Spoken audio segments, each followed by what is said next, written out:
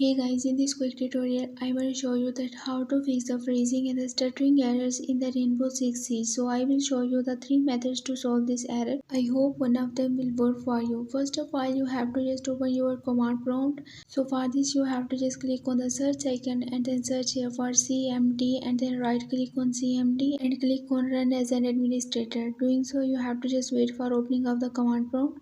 So once you open your command prompt as an administrator, you have to just put here a specific command which is chkdsk and then hit the enter. So after doing so, you have to just wait for completing this process. It may take about 5 to 6 minutes, so you have to be patient. After completing this process, you have to just restart your game and hopefully your problem will be fixed. So now moving to our second method, you have to just right click on your Windows icon at the bottom right and then click on the device manager. Basically, you just need to update your graphic card drivers. After updating, your problem will be fixed. So here you have to just expand an option of the display adapter and then right click on your graphic cards and then click on the update driver. So right after that, you have to just click on the search automatically for drivers and wait for the searching.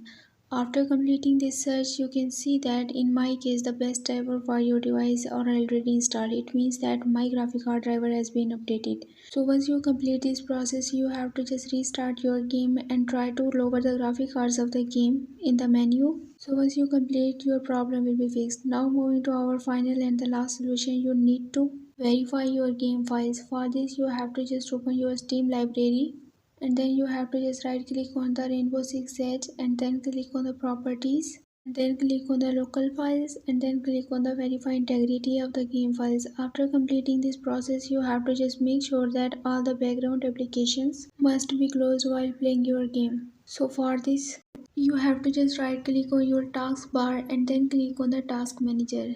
Here wait for the opening of the task manager. Basically you have to just close all of the unnecessary and the background applications that are running while running your game. You must have to close all of these applications. For this, just right click on the application and then click on the end task.